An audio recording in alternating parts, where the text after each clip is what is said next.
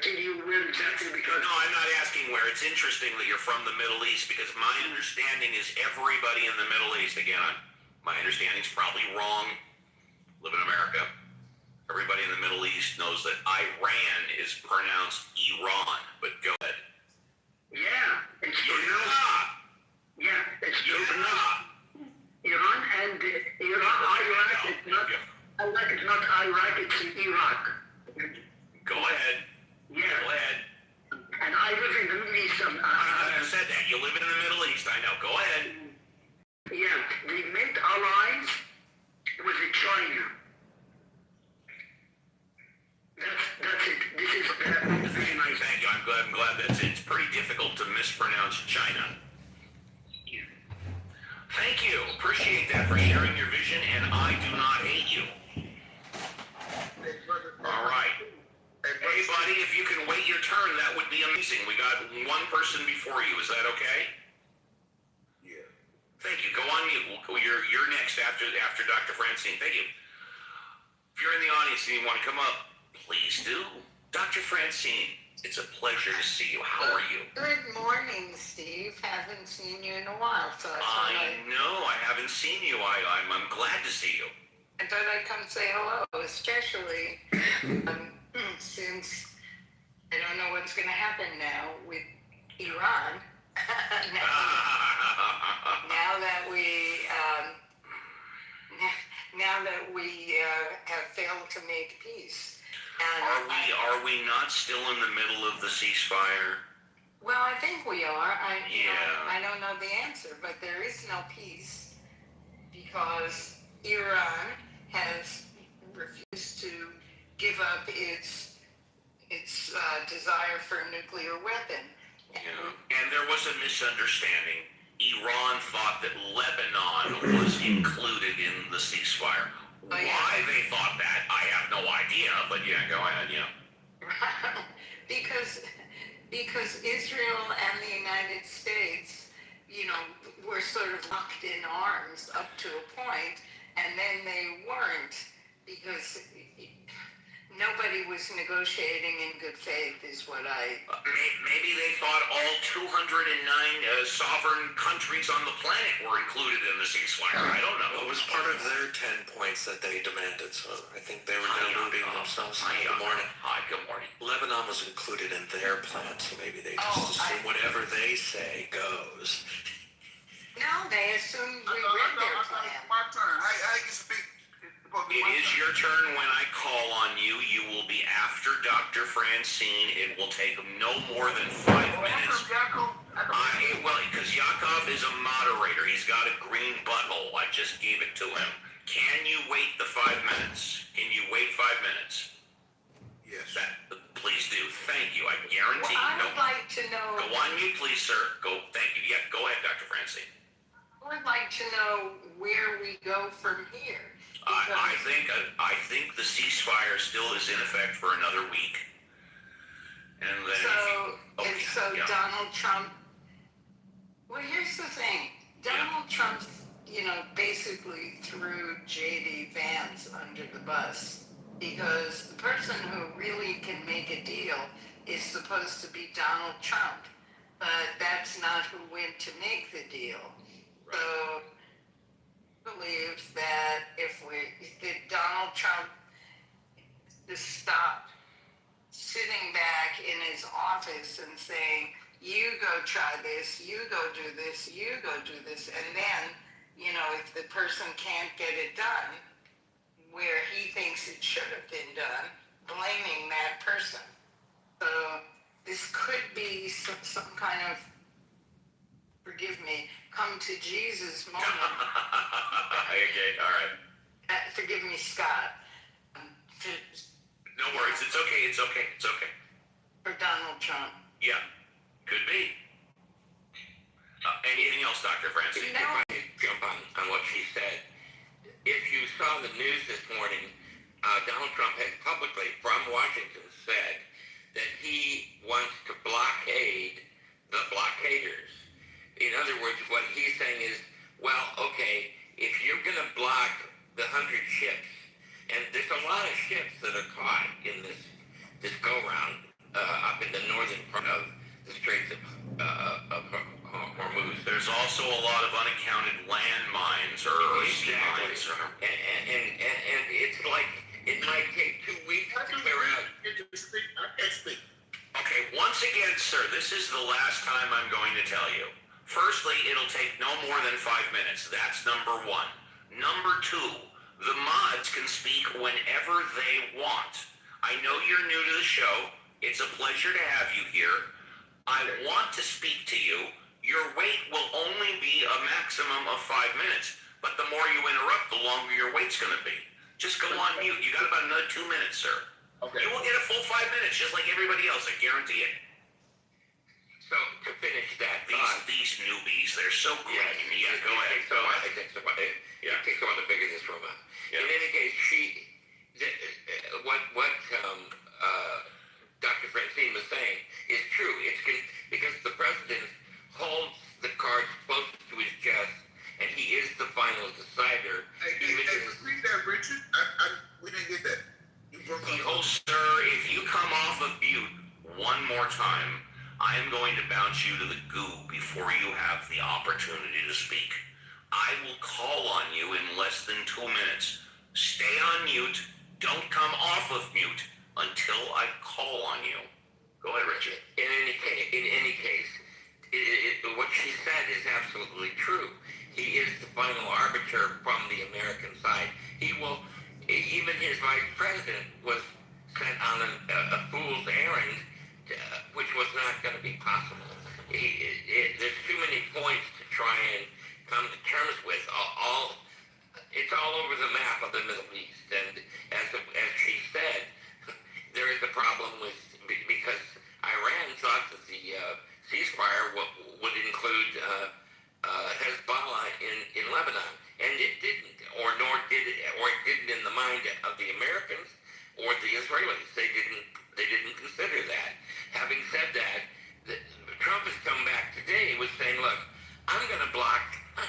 I want it to be in control of the Straits of Hormuz because these 100 ships are screwing up the global economy, and that's not going to happen on my watch. If anyone's going to stop the global economy, it's going to be me. I'm going to stop you, Iran, from using the Straits of Hormuz with my navy. So it's upping the ante, and it's getting very complicated. Trump likes to do that. Thank you, exactly. Dr. Francine. I'll come back to you because Sino's chomping at the bit. Okay, Sino, you can unmute. You got a fresh vibe. Depending on what you say, maybe I'll give you more than that. Good morning. Thank you for coming on the show. Obviously, this is your first time. You have a fresh vibe. You can talk about anything you want. Go ahead. Thank you, Brother Steve. And good morning to everybody on the panel. I just want to say, Brother Steve, what is your position? Are you for the war or are you not for the war? Oh, I thought you were going to ask me a hard question. I'm against all war. Okay, me too. I don't like what Trump is. Well, I like it when you agree with your Uncle Steve. Please continue. So now you my uncle? No, okay, you know what? Forget about the uncle. I'm glad when you agree with me. Go ahead. No, I'm not your uncle. Go ahead. Well, I'm going to call you my Uncle Steve. Uncle Steve. There you go. So I am your Uncle Steve. Go ahead. So, I got one question. I'm sure I'm going to have one answer. Why you got to be snarky to me, Steve? Why? You know what? I don't want to be snarky. I'm going to go on mute. I will let you say whatever you want. No, I don't want to be snarky. Go ahead. Stino, that's just Steve. He always does that. Hey, welcome to the show, Stino. Yeah, cool. I don't like you, so I don't know why you addressing me. I don't like you at all. You gotta be respectful to my mods. The fact of the matter is, I like him. Go ahead. You talk to me. Just talk to me. Okay, so if opening up the Strait of Hamas, that's what it's called, Strait of Hamas, right? Hormuz. Hamas, okay. If it's good for the rest of the world, why is y'all up here talking bad about it? Like, Trump is doing what he has to do to get it open. So, or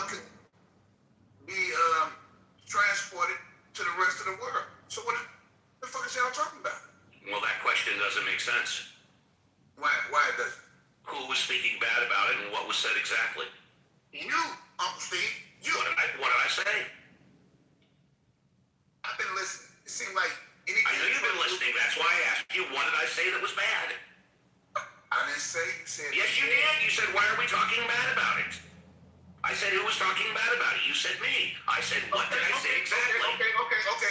You're right. Is that correct? Did I just speak the truth? Yes, you did. All right. So do you have an answer for my question? Richard was speaking. Do you have an answer to my question? I said I was wrong. That's all you have to say. We can move on. That's all you had to say. Go ahead. Richard was speaking bad about. Okay, what did he say that was bad? He said everything Trump do is bad. No, he did not say that. When The absolute replays are on. He did not say everything Trump does is bad. He did not say that. Okay, Richard, what did you say? Can Richard explain it? Sure. Richard, why don't you take a moment and repeat what you said about Donald Trump and the Straits of Hormuz? Okay, I said that as was stated by Dr. Francine. You said he raised the ante, is what you said. He raised the ante on the Iranians because they have blocked now for a month. They have blocked all traffic in the Straits of Hormuz and saying, not only are we going to block it, we're going to charge for it and decide who gets to come and go. So what Trump has done is he said, you think you're going to do that because I'm going to close down the Straits of Hormuz totally to you and to your allies. So how do you like that? That's what he's done. I didn't say it was good or bad. I'm just describing he has outlined that plan. Mr. Richard, so Okay. you don't think Trump tactics is working? Well, firstly, do you agree with what Richard said? Did he speak the truth, yes or no? No, he did not. Okay, what was wrong with what he said? He doesn't know. He haven't read the book, The Art of the Deal. We know what Trump. What does the art of the deal have to do with the Strait of Hormuz and this war? It was written a decade ago. Uncle Steve. Yeah, I'm here. I haven't gone anywhere. I'm not running from you. I'm here. What does the art of the deal have to do with what Trump said a couple of days ago? Nothing. Richard didn't say whether or not what Trump said or did was good, bad, right, or wrong. All he did was correctly paraphrase it. He told the truth. Now, if you want to ask me or Richard, do we think what Trump did was good, bad, right, or wrong? Ask that question. But Richard told the truth. Don't you agree? Do you agree? Uncle Steve. Does that mean yes, you were wrong the second time? Yes, I was wrong. Thank you. We'll move on then. Go ahead. Okay, Uncle Steve. I'm here. I'm not running. I'm not going anywhere. It's my fucking show. Do y'all believe what Trump is doing is wrong? Do I believe what Trump is doing is wrong? Trump does a lot of things. I think some of them are right and some of them are wrong. You need to pick one. I'm talking about as far as. Do you think everything Trump does is right? Everything? Every single thing? Of course not. Well, that's my point exactly. Of course not. Well, I agree with you. We agree again. Okay, so if controlling Iran means peace in Middle East, what the fuck is the problem, Uncle Steve? What is the problem with what? Exactly. Us showing dominance in the Middle East. What's the fuck is the I think the United States should show dominance around the world. I think the United States should continue to be the world's policeman. I think the United States should still have eyes on all 209 countries so we can keep America safe. Now, should the United States start dropping bombs everywhere we think something is wrong? No, I don't believe that. I don't believe that either. So what we talking about, Uncle Steve? What we talking about? We're talking about whatever you want to talk about. You can talk about anything. I've just been following your lead. I'm talking about what you want to talk about. He meant that. You're certainly not talking. You're certainly not talking about Russia. You're not talking about China. You're not talking about America. You're talking about Iran and the war in the Middle East. So that's what we're talking about. I give you 1 more minute, and then we need to move on. Uncle Steve, show. When Russia and China got nuclear weapons, we can't just bomb them people. We can't do that. See, don't get me wrong. I love America, and we are bullies. We only bully the ones we can bully. We can't bully China and Russia. You know that, Uncle Steve. We cannot do that. But we could bully Iran and get away with it. Am I wrong? Am I wrong in that, Uncle Steve? Is there anything else you want to talk about? No, I enjoy All right, very good. I appreciate you being here. Thank you for contributing to the show. Me and the entire Mod Squad, we are going to give you no shit. Very rarely does this happen during the show. You get a first-class escort from me and the Mod Squad down the red carpet to the VIP. Thank you for making this a very interesting, educational, but more importantly, entertaining show. And let's see, next up, hang on, I gotta put on my reading glasses. Next up is Joshua. Hi, Joshua, good morning. Welcome to the show. What would you like to talk? Oh, no, I'm sorry, pardon me. Andrew, our good neighbor to the north, is first. Then Joshua, and then, hold on, then Joshua, and then Gasco. Pardon? What? Oh no, good thing. Yeah, let the other person go first. Thank you. Thank you. Andrew, our good neighbor to the north. It's a pleasure to see you again. Good morning. Good morning, Steve. Good morning. You're not mad at me about yesterday, are you? Oh, absolutely. You are mad at me. Okay. Why not? Actually, I think you're a bit over the top this morning. I'm extremely over the top this morning. But I would like. It's been like a lightning bolt has been shoved up my ass, and I'm paying off on silver dollars. Yeah, go ahead. You need your break. I need the break. Yes, exactly. Steve, let him talk for a little bit. You know what? I got an idea. JCC, take over the show for 5 minutes. I'll take a break. All right, cool. Hey, Andrew, how's it going, bro? What do you got to say, bro? Well, just in this regard, I woke up. Actually, I heard this news last night that the talks had collapsed. Not to my surprise. It's not surprising that Donald's way of negotiating, I use that term loosely, is not a negotiation, it's dictatorial. And I don't care who you're trying to get on side to any point of view or to any agreement. If you come in dictating your terms, I think you're going to run into stiff opposition. I don't think that's a surprise, and that's what we have now.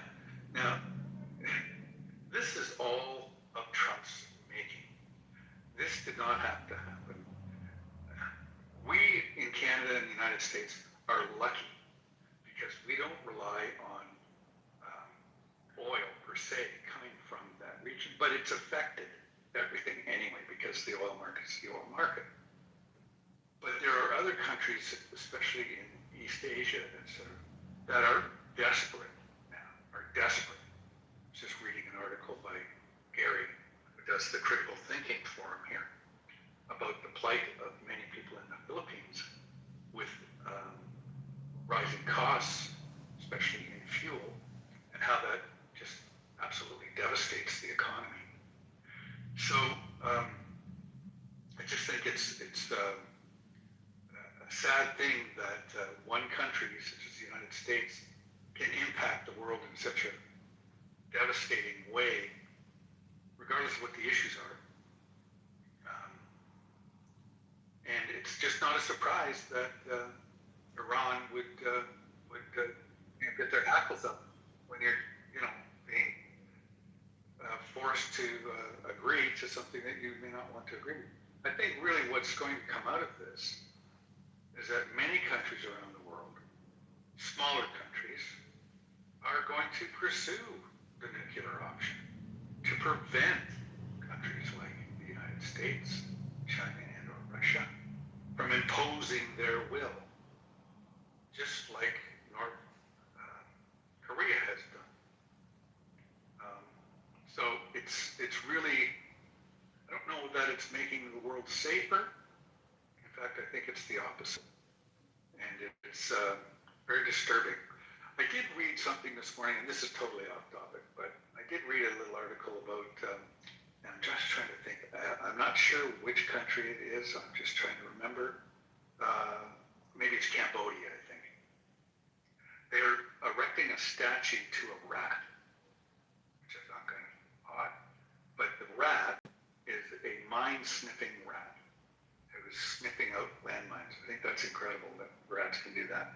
So, I guess both stories were a little connected, talking about a rat. Anyway, thanks very much. Andrew, thank you so much. And thank you. Real quick.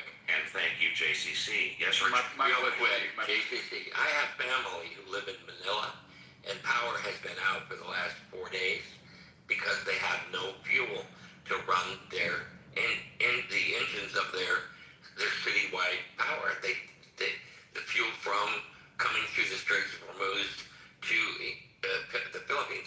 The city of Manila, which is a huge city, it's like 10 million people, has no power right now. So it's true what you're saying. If you're here for the first time, this is how the show works. We encourage everybody, especially the new speakers, and that means you, to raise your hand, come on up, and talk about whatever you want. We never, ever put a restriction on content. You can talk about God, religion, atheism, current events, politics, the show, Clubhouse, you, me, the Mod Squad. If you're having a problem, need some advice, I've assembled the best Mod Squad in the history of Clubhouse. They have a wide variety of fields of expertise and knowledge. If you have a problem with me or the Mod Squad, you can come on up and say, hey, Steve, got a problem. Or, Steve, go on mute. I want to speak to somebody on the Mod Squad. So please, that's how the show works. Everybody gets a fresh vibe. Joshua, good morning. Welcome to the show. What would you like to talk about? Joshua, going... Yeah, y'all hear me okay? Yeah, Awesome. What's up, Steve? you care. Wonderful. Thank you. Hi, good morning. Great morning. So, myself, atheist, You cut out Joshua after atheist. You cut out after atheist.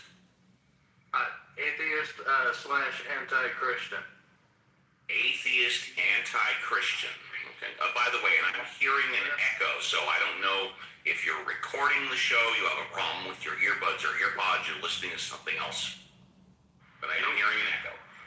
I am outside. Go ahead, we'll fight through it. Go ahead.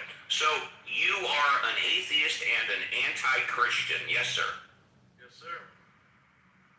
I had a question I'd like to bounce a theory off of. Okay, all right. I admit, I did steal it off of, or not steal, I mean, I heard it on the Joel Reed's Bible show on YouTube.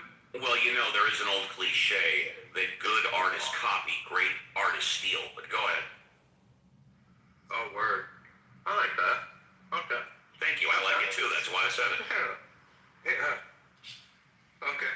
So, It's true, that's an old cliche, go ahead, yeah. well, I'm trying to think like a good one to like bounce with it, but I keep coming back to this rubber ball. How about don't cut off your nose to spite your face, or don't throw the baby out with the bathwater, but please continue, yes. I'm full of cliches, go ahead. Don't stub your toe before you whine. There you go. I'm full of a lot of other stuff, right, Steve? Thank you, JCC. Go ahead, sir. So, my issue is, did Eve know that she was doing wrong before she bit into the apple?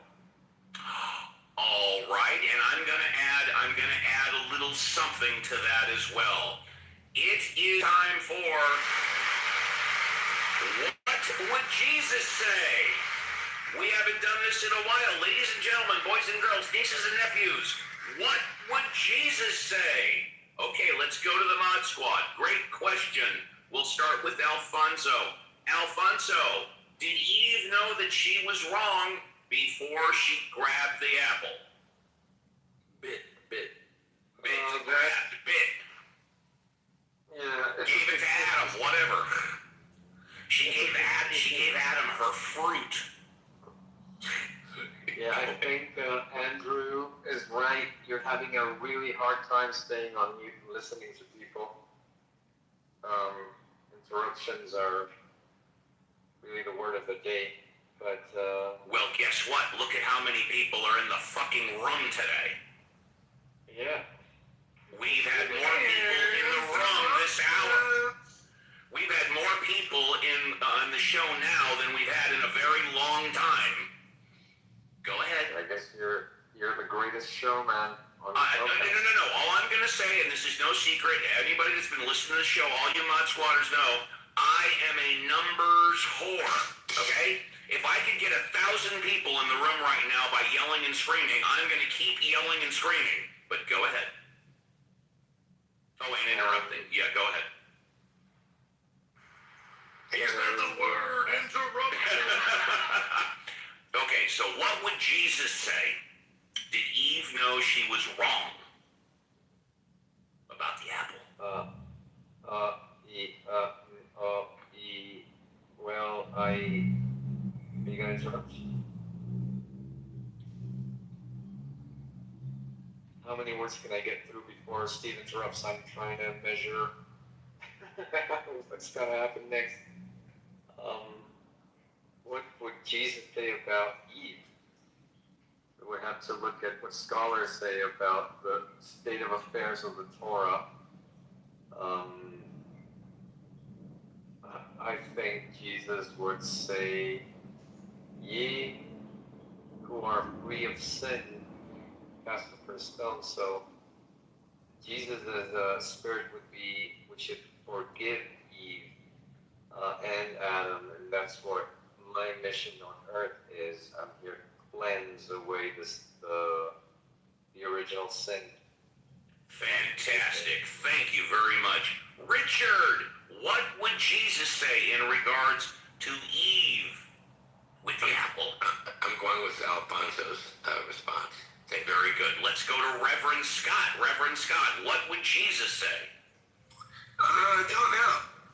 I will say, though, I am questioning my thoughts on it. And I'm wondering if liberals, well, when it comes to Iran, your segment is coming up shortly, and you can talk all about that. But right now, we're in What Would Jesus Say?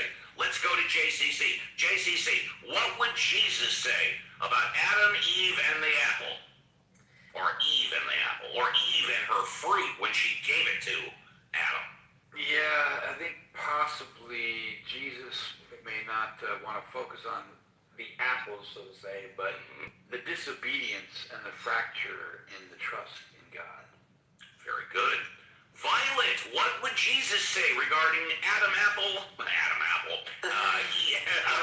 Adam Apple, baby. Adam Apple. Yeah, Eve giving the apple to Adam. What would Jesus say? Well, I thought his question was, did she know it was wrong? Wrong, correct. Yeah, did she know it was wrong? What would Jesus say? That is what he asked. Yes, I do believe Jesus would say she knew it was wrong. It was the one command they were given from God. You guys do whatever the heck you want, but just don't touch that tree.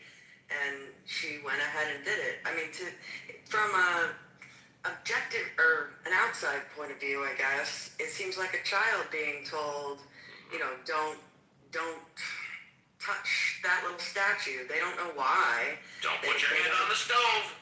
Right. They don't know why, but they know generally they know they're going to get in trouble or hurt if they disobey. Sometimes they go ahead and do it, but they know it's wrong. And so I think he would say she knew it was wrong, but as others have said, I also think he would focus on forgiving her for that and trying to lead her back to the light. She said, honey, I know this is wrong, but come taste my fruit. Lynn, what would Jesus say? Would Jesus say that what Eve did was wrong? I would absolutely say he did. She knew what she was doing. But I also know that, like any parent, he's going to let her accept the consequences therein, and that's what the consequences are going to be. But I would think that yes. But hold somebody accountable for their actions, especially when they know what their actions are, and at the same time, love them anyway. So that's where I am.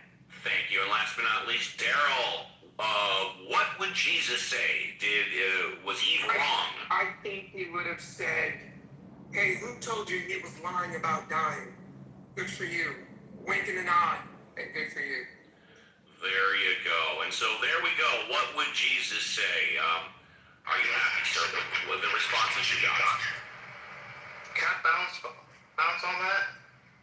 Yeah, of course. Awesome. So I bounced my head on this table like 29 total times, I think. Holy cow. Excuse my language. So Jesus wasn't alive during Eve's time. Neither were you. Exactly. So in the story... You didn't ask if Adam thought it was wrong. You asked if we thought it was wrong. Ooh, we weren't alive either. Good one. Good one. So can we use the story then? Sir, it's your fresh vibe. You can talk about whatever you want. Oh, word. Okay. Yeah, I love the bounce back. So we're talking like when Eve bit into the apple, and then she didn't know right from wrong until Satan, the snake, told her that once you bite into the apple, you will know good and evil, aka right and wrong, blah, blah, blah. You will know like God. So how did she know that she was doing a wrong thing? I don't know. How did she know she wrong thing? I'll ask you. I don't think she did. All right. So she was ignorant. No problem.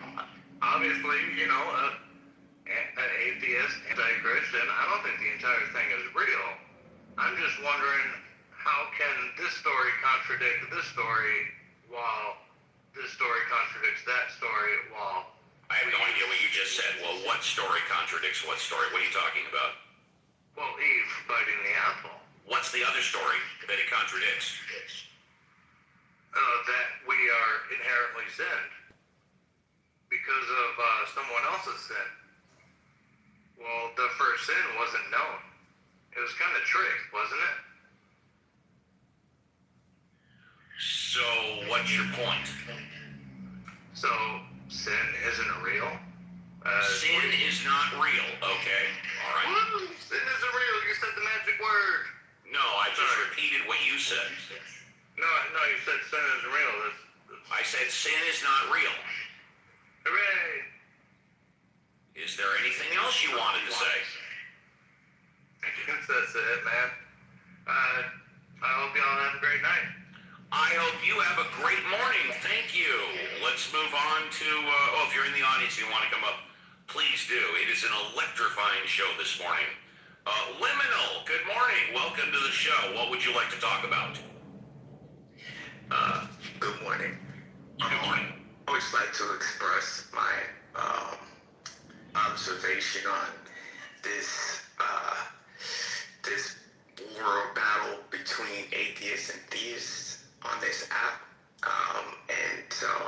Quickly here, I'd just like to say that it really leads nowhere, to be honest, and that's because there's a misunderstanding between both parties. Before you get to your misunderstanding, you don't think it is both educational and entertaining? I don't think it's entertaining at all. Is it educational? Depending on how one interpret the battle or the war. How about how it also depending on how it's presented? Not even how it's presented. Again, it depends on how one observes it. Got it. Please continue. You've got an echo also, but we'll fight through it. Go ahead. Yeah, probably because I'm like almost in an empty space. I'm in an office space right now. So, no worries. No worries. Yeah, so I was sidetracked a little bit. So when it just comes to just like my take, my perspective on this thing is that some atheists, and they may have a variety of reasons why they have become atheists. Maybe one of those reasons is because maybe, I don't know, church, the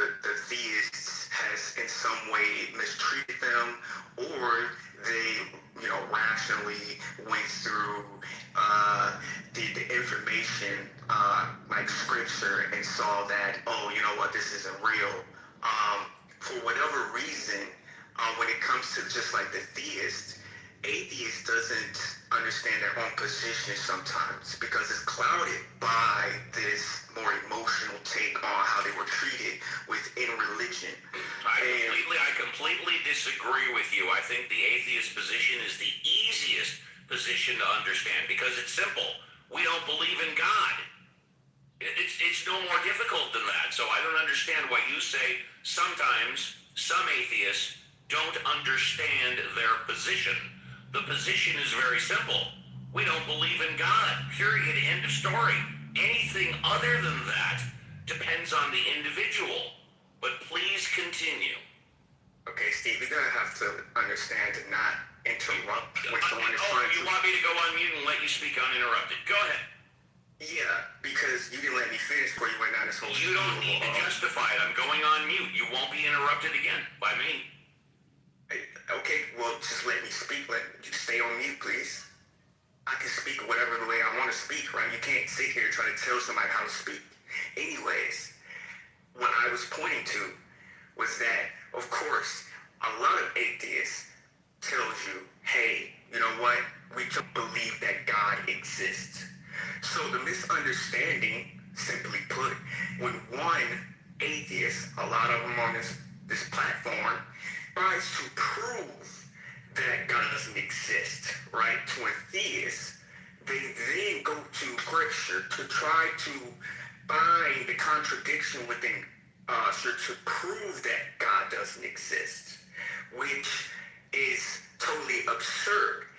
It's not about scripture. It's about that God doesn't exist. So if an atheist truly understands their position, right, you can hinge or pivot on the word existence. Totally objective and totally perceptual, right? So if it's that matter, right, why do atheists always conform to scripture, right? There's no argument in scripture. What an atheist totally understands when they talk about God doesn't exist, they hinge on the word existence. One have to objectively prove to them, right, that God exists. No one on this planet has been able to do that. Otherwise, they will point to scripture or some esoteric background, some prophetic take on it, right? So with that being said, why would an atheist, right, who totally believe that God doesn't exist, right, or know that God doesn't exist, always seem to go into this realm of scripture and going back and forth with a theist? Because they don't understand their own position. And I'll leave it there. Yeah, well, not all atheists do that. And this is obviously your first time on the show. Otherwise, you wouldn't be saying all atheists. The atheists that do what you described don't know what they're talking about, and they're dead wrong. Because nobody can prove that God does not exist. That is impossible. On the other side of the coin, nobody can prove that God does exist. That is also impossible. So what I encourage you to do, and hopefully I haven't scared you away, is that you continue being part of the show. Let's go to my good friend Alex. Alex, good morning. It's a pleasure to see you here. Welcome back to the show. What would you like to talk about? I appreciate that, Steve. Listen, in the midst of, I see, a Sunday morning storm. Well, let me argue for the Christians, I suppose. You know what amazes me? That individuals who are intellectually bent, or are more towards the side in order to use the scientific method, don't explore the simple basis in regard to the development of the faith. Do you know what I mean? They look at it automatically, it's just like, oh, you know what, I hate them. And atheists are not any particular group. They come in, just like all other individuals on earth, just like Catholics, they come in all shapes and sizes, all thoughts, all motivations. You know what I mean? They're people. They're people for some reason who decided, you know what, I'm not going to believe this. And why am I not going to believe it? There are a variety of reasons. I mean, they could have come to some scientific conclusion. in regard to understanding that the Bible, oh, by the way, it's a story. It's a story. Okay? Understand, listen, I'm a Catholic. We wrote it. It's a story for you to understand and to think about. If you want to think deeply in regard to it, think about the allegory. Or think about Socrates. Or think about the thoughts of men. Remember Socrates? Those individuals rejected the idea of religion, of God. Because the process was, sometimes it was corrupt. Sometimes it was evil. Sometimes it perpetrated the intents of men, not the intents of God. But that's a whole free will thing, and I'm not going to get into that. But an understanding that this is how we develop civilization. And this is how, you may say, people were controlled during different centuries, or they were, listen, as a member of the Catholic Church, I am quick to tell you our faults. I'm quick to express the horrors that have been committed by the church in the past, by an institution run by men for power, an institution that caused wars needlessly. Sound familiar? An institution that for its own purposes was sometimes, if the wrong man got there, would commit heinous acts, like inquisitions. Yeah, I get it. I mean, I understand. And I understand why some people would just like, oh, you know what? I don't accept the church because the basic ideals that are me, I don't believe, they don't coincide. I'll tell you something. I believe that atheists are more Christian in regard to their actions than many Christians are. Why is that? Moral basis doesn't come from the idea of just your religion. The idea of being a good person isn't requisite to say that I believe in God. It goes to the very basis of that you are human. You understand the condition of the existence you're in. Okay, cool. If that's the way you go, whatever makes you an atheist makes you an atheist. The Bible, which we wish people didn't read. You know, that's another thing about Catholics you will find. We don't go through the whole process. I mean, I'm sure most individuals are familiar with our Mass. We don't go through the whole process to interpret Scripture. We believe in the New Testament. We believe that the very basis is just love one another as God loves you, and Jesus love solves all problems. Be good. Just be good. Now, with that as the basis in regard to what we hold as our traditions, we hold as our regular rituals. That shows you as to listen, that's what our dedication is. Our dedication is to the faith, not to the aspects of, well, does he exist, does he not? For some individuals, religion, or the establishment of the church, let's not say religion, it provides comfort.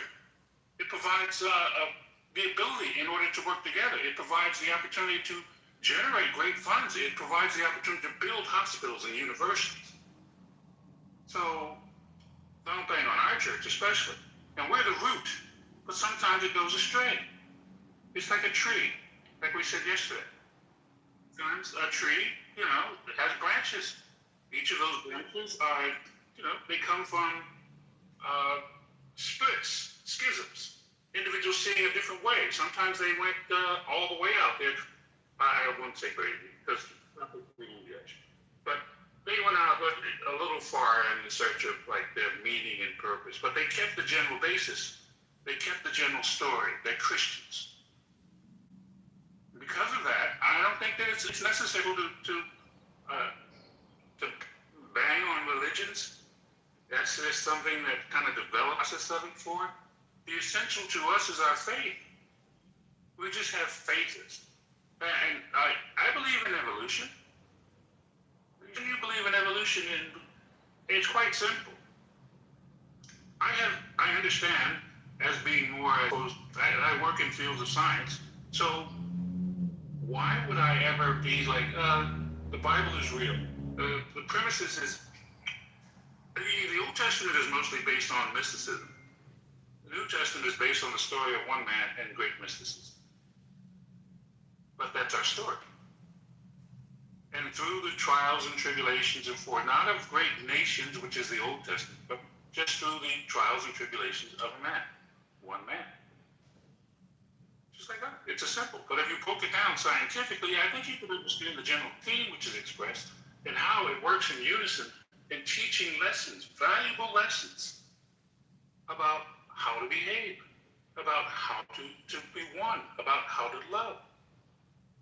Why is it so hard to look at this as if it's a great conspiracy? The church has been there. Yes, listen, the church has done evil things, but God hasn't. We believe that God is love. We believe that God is the universe in regard to all things working in sync. We believe that, that this is more than just, the expansion of our concepts of God is oftentimes necessary not to support the actions of a religion, but to understand our existence. So when you say these things in regard to my Christian brothers, sometimes some individuals may go a little hard for it. But that's, when you attack the faith, it's not a very, very, it's not an evil thing. Because if I say that, all of a sudden you're like, oh, see, it's an understandable thing. As Christians, we understand, right? I think that atheists are the greatest example to a gift from God. Individuals who say that we will express at the end for our free will, to just be like God. Some more expressive than others, some a little evil. Not evil, but let's say a little mean. Some a little mean. I'll end with that. And I thank you very much. And with that, we are at the top of the hour. 2 hours in the tank, 1 hour left. Royvis is new on stage and definitely will be speaking towards the start of hour number 3 at the discretion of Reverend Scott. If you're in the audience and you want to come on up, please be bold, brave, courageous, raise your hand, and you can talk about anything you want. This has been very unique 2 hours. I have been Tahamli. I have been raising my voice. I have put myself on mute and let people speak uninterrupted, and I have interrupted many times. But there's one thing for certain. When you come in this room, Ask the Atheist, with Reverend Scott and the Mod Squad, everything else aside, the truth will make you its bitch. So what? Now, Spot, will you try to scare me? No. No, I don't want to scare you, but, believe me, you don't want to be in here. Don't touch me, diabetic bitch!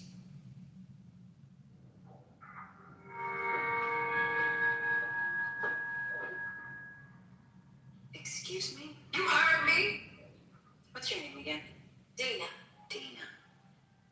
That's a pretty name. I could tell you a lot of things that would scare you, Dina. I could tell you that I'm going to make you my prison bitch. I could tell you that I'm going to make you my house mouse. That I will have sex with you even if we don't have an emotional connection. That I'm going to do to you what the spring does with cherry trees, but in a prison way. Pablo Neruda. But why bother? You're too tough, right? Yeah, I know how easy it is to convince yourself you're something that you're not. But you can do that on the outside. You just keep moving. Keep yourself so busy you don't have to face who you really are. But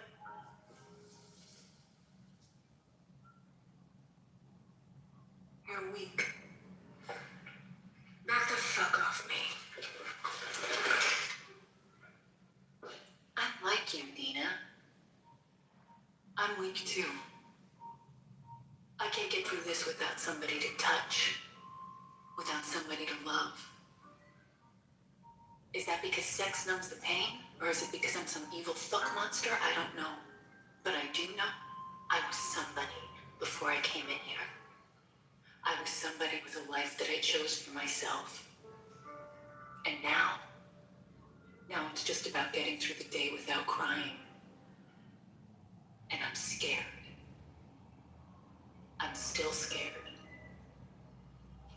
I'm scared that I'm not myself in here, and I'm scared that I am. Other people aren't the scariest part of prison, Dina. It's coming face to face with who you really are. Because once you're behind these walls, there's nowhere to run, even if you could run. The truth catches up with you in here, Dina. And it's the truth that's gonna make you a bitch. Reverend Scott. Reverend Scott, are you there? Reverend Scott going once, Reverend Scott going twice. That's okay. I had a feeling Reverend Scott might be a little busy. He's been extremely busy, and I stuck around specifically for that reason. Good morning, everybody. Welcome to another edition of Ask the Atheist with Reverend Scott and the Mod Squad. If you're here for the first time, this is how the show works. We encourage everybody, especially the new speakers, and yes, that means you, to be bold, brave, courageous. Raise your hand, come on stage, and talk about anything you want. God, religion, politics, current events, atheism, you, me, the show. Just have a take and don't suck. What does that mean? It doesn't matter if we agree or disagree with you, but don't come in and say the earth is flat. Then we're going to have a problem. Then I'm going to have to stop you and question you. Let's go to, is it Roybus? Roybus, good morning. It's a pleasure to see you back on the show. Yeah, hi. How's it going? Hey, how's it going? Yeah, the road is totally not flat. Thank you, Roybus. Right. And yeah, God is 100% good. Yeah. All of his, especially the Old Testament stuff. It's some good stuff there. Yeah. Thumbs up. Want to draw some distinctions between the Old Testament and the New Testament, with the exception of Jesus being resurrected? Well, you know, I just thought I'd ask you. It seemed like an appropriate question. I don't know. all those prophecies that were fulfilled. It's fun stuff. How's your experience on Clubhouse lately, Roybus? I've known you pretty much since I first started. We've got some history. Where are you hanging out lately? What's been good for you? What's not been good for you? I guess mostly in like Pro's room and the science rooms with Yeah, John's science room, a bite of physics. That's amazing. He does that like every Friday or something. Yeah, I don't know about that one, but yeah, it's definitely I hang around where his rooms and stuff. Mm-hmm. Yeah, so and then I haven't really been talking about religion at all. Mm-hmm. Well, you can talk about anything you want here. You know that. Yeah. But getting caught up in those crazy debates and all that. Oh, I know. I mean, you've been here before. That's not what this is about. This is about a platform where people can come up, talk about whatever they want. I never control content, and hopefully we get both sides. Sometimes I go on mute, just let people speak, go to the next speaker. Sometimes I'll comment, and sometimes I'll interrupt like 5 times. It just depends what people are saying and what I think about it, Right. Yeah. That's it. I don't really have a rant right now. But, you got it. Yeah, thanks. No, that's okay. Let's first go to the Mod Squad, and then we'll go to the other speakers on stage. Let's go first to Alfonso. Alfonso, would you like a fresh 5? Alfonso might be busy with the fan bam. Okay, let's go to Richard. Richard, would you like a fresh 5? I think I've said most of what I want to say. I don't want a fresh 5. No worries. Reverend Scott is busy. We'll go to JCC. JCC, would you like a fresh 5? Sure. I'll take You got it, buddy. Yeah, hell yeah. And I will not interrupt you. I'm going on mute. You can chime in. I'll interrupt you back as well. That's just my fucking show. Who the hell am I, That's right. Steve gets more than 50% of the mic time, and we just get to enjoy. Yeah, this has been an interesting discussion about God, morality, and there's been a lot of discussions about the moral code, and it seems like someone said, I do believe it was Alex, said that atheists are more like Christian, and I'm like, when I hear that said, it sounds like because of the moral code. And we must remember the golden rule was way pre-Christianity and way religion as well. So the Christian way is, like Jesus says, do unto others as you wish to do unto you. Jesus spoke of the golden rule. That was pre-Christianity, pre-religion. So when someone says atheists are like Christians, they're just saying atheists have a good moral compass, and I appreciate that. We're not like Christians because we don't follow Christ. We just have a good morality, right? We have a good rule of thumb to follow, and a lot of, I'm not going to speak for all non-believers, but they do probably follow the golden rule, because the golden rule is a good rule of compass. And, those who believe in God, good for you. It's a mental concept, and it lives and is existing in the mind of those who believe. And when I say morality is subjective and those who believe in God follow the moral compass of God and it is subjective, it's not a bad thing. Subjective morality is a good thing. It just ebbs and flows with the necessity to benefit society. It's not bad to be subjective. So it seems like it strikes a nerve to have a discussion of morals being subjective. It's a good thing, right? It's a good thing to be subjective, to ebb and flow what's best for society. We can all get along, folks. I'm Steve. 5 seconds almost. Violet, Thank you, y'all. I forgot to press the button because I went on mute. Thank you. The Mod Squad is on. Standing ovation for the Mod Squad. Standing up for that 5-second rule. Thank you very much. Appreciate that. Thank you very much. Because of what you, JCC, and Alex said, both of you made me think of something about the golden rule and God and Jesus. And I want to play this clip. For any of you that ever saw the movie 42, this is the story of how Jackie Robinson came to play with the Dodgers. This is a 2-minute clip of him meeting with Branch. I love it. Branch Rickey, whatever, the general manager of the Dodgers, and the golden rule and Jesus come in. Check it out. I know you can hit behind the run, that you can read a pitch. One question is, can you control your temper? My temper? Yes, your temper. What are you, deaf? A black man in white baseball. Can you imagine the reaction?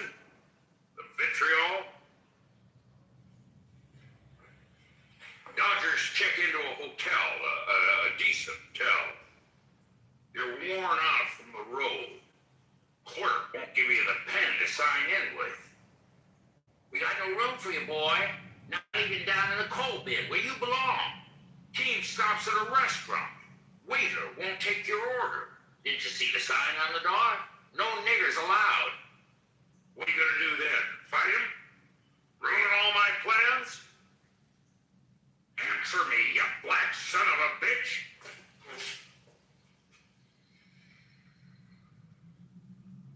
You want a player that doesn't have the guts to fight back? No. No. I want a player who's got the guts not to fight back. People aren't gonna like this. They're gonna do anything to get you to react. Echo a curse with a curse, and they're only yours. Follow a blow with a blow, and they'll say the Negro lost his temper, that the Negro does not belong.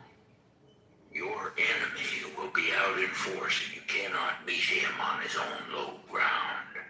We win with hit it, run it, field. Only that. We win if the world is convinced of 2 things: that you are a fine gentleman and a great baseball player. Like our Savior, you gotta have the guts to turn the other cheek. And Hineme were 70% Christians, and the golden rule did not apply to Jackie Robinson. He got death threats throughout the entire part of his career.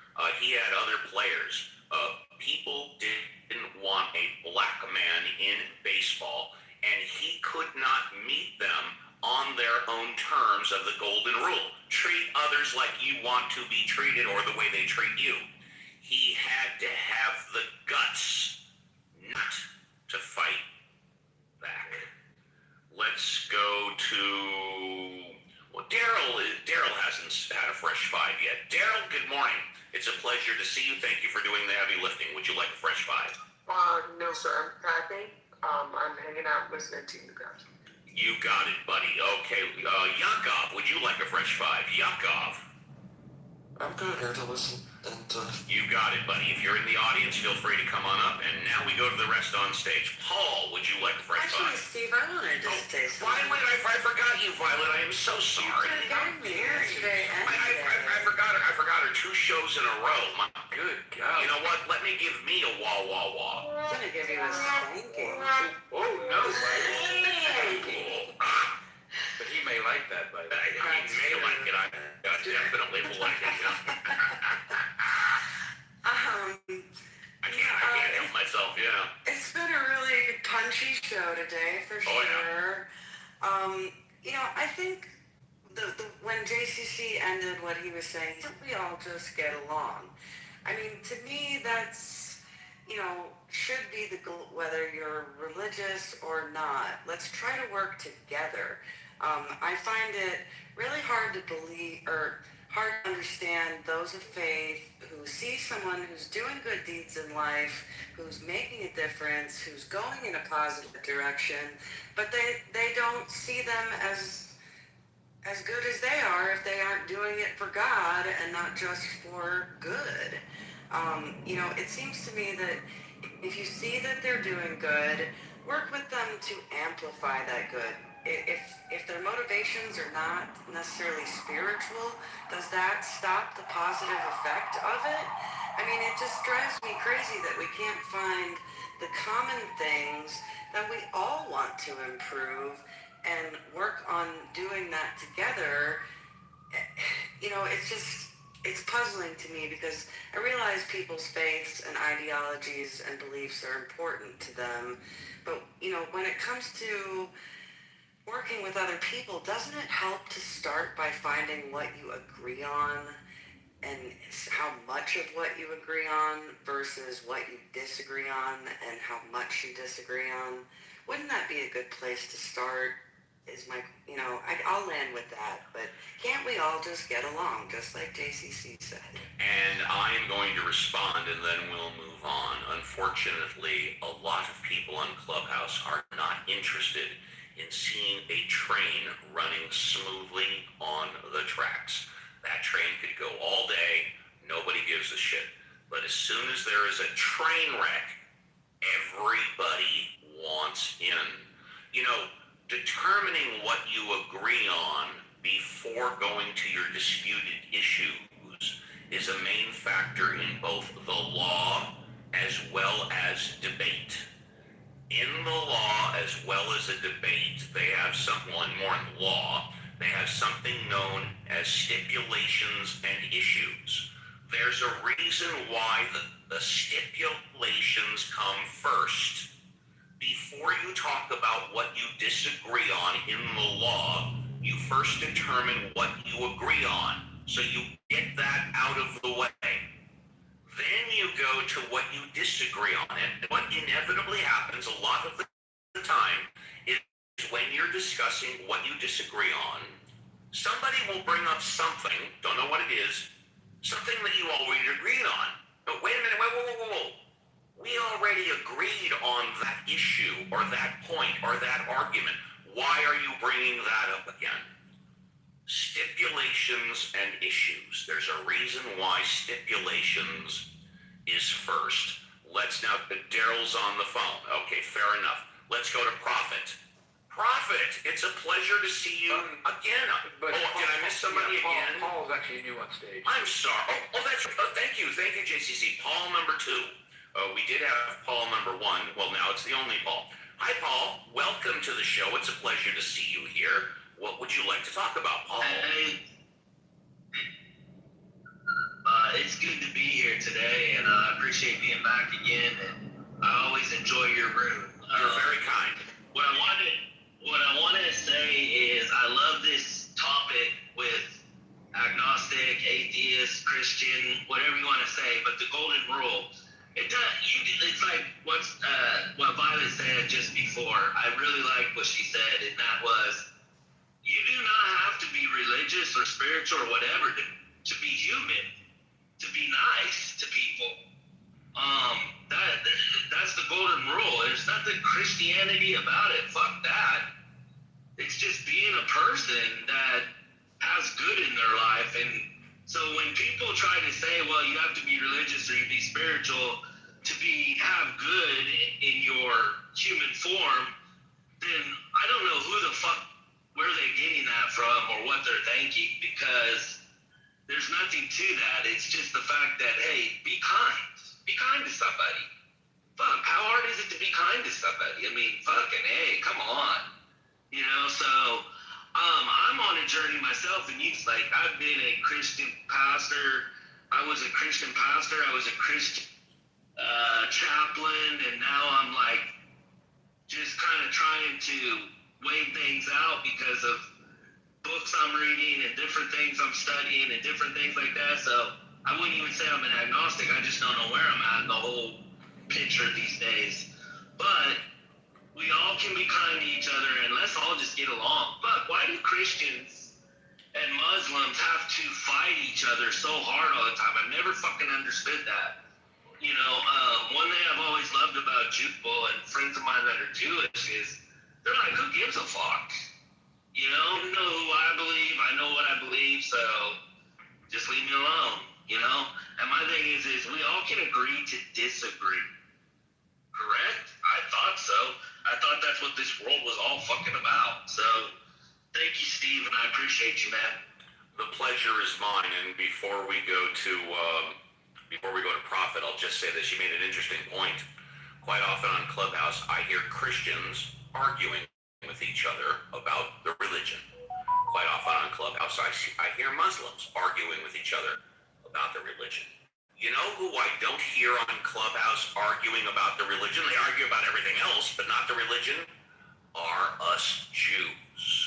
Us Jews don't argue. Amen. About Judaism. Amen.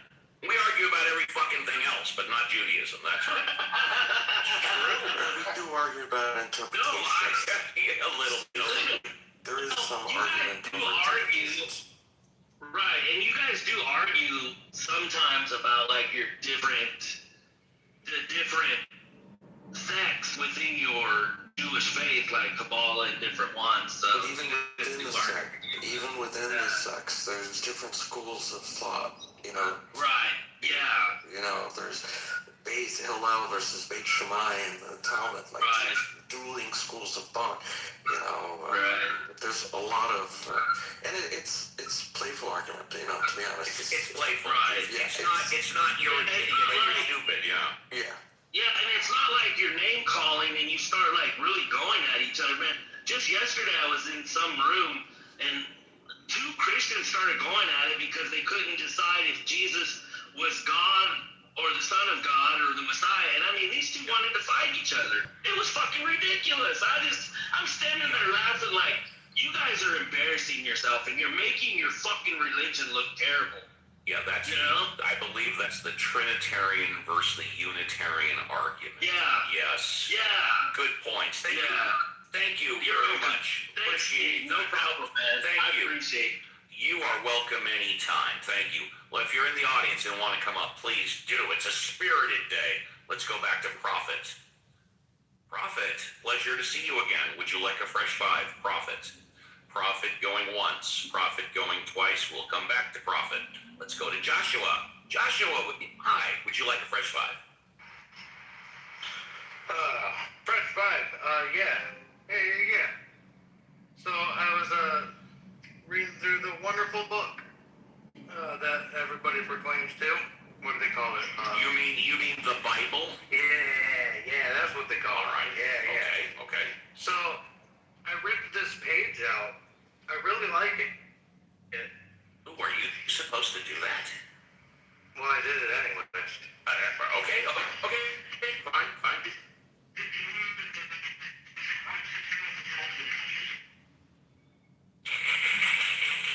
a tag off the mattress, or am I mistaken? I think so. It's So it is against the law. That's what I thought. Yeah. Okay, go ahead. I think that's a discontinued law. I don't know. Would you like to say anything more?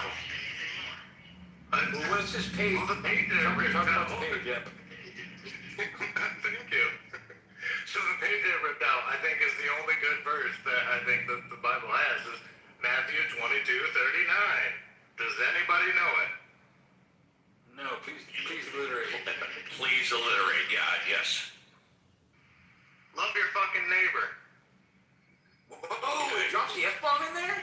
Wow, I didn't know the Bible dropped the F-bomb.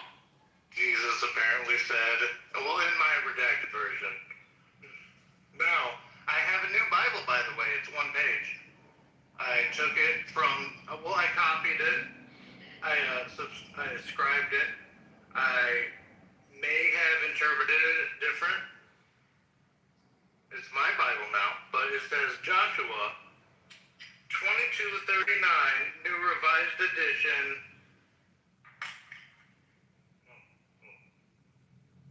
Love thy fucking neighbor. Yep. All right, love thy fucking neighbor. Okay, thank you for that. Hey, Steve. Hey. Steve. Hey. One day, can I put in a request? I think you may like this. George Carlin, you're a big fan of George Carlin, You can right? put in a request right now. Okay, George Carlin has this wonderful routine where he reduces by The simplifying Ten Commandments. 10 Commandments into 2. I'm familiar with it. Oh, it's so good. So he just reminded me of it. Yeah, I played it last week. Yeah. Oh, did you? Okay. Well, you weren't here, but that's okay. It's so good. I know. Thank you for that. Joshua, anything else, or are you good? Yeah, that was pretty much it. Yeah. All right, Joshua. I was wondering if any bounce back on that. Like what everybody else was saying. I think that's great. I think love thy neighbor is one of the main tenets of the Christian religion, in addition to forgive them, for they know not what they do. Let's go to Rahul.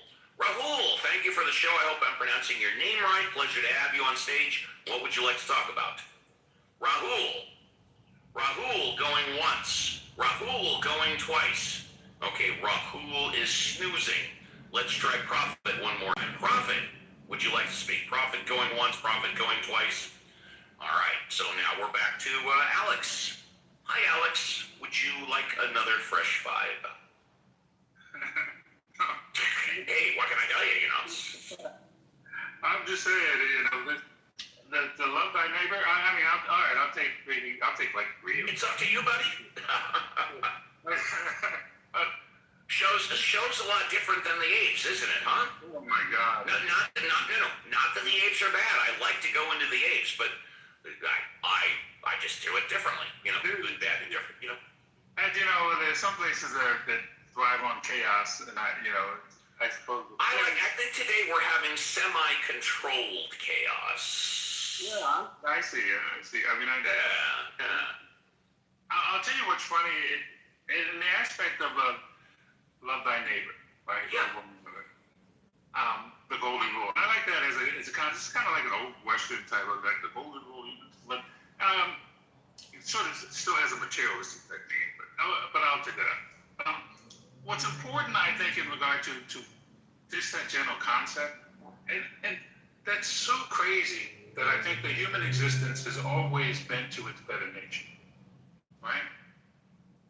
Even in our worst times throughout history for it, in the development of man, we always come out at the other end better. For it. That concept, Nietzsche, those things that do not kill me make me stronger. We've always been resilient as a species. Even with a lot, it's like I won't say like a bacteria, like some parts die off, but it's not usually that they turn on one another.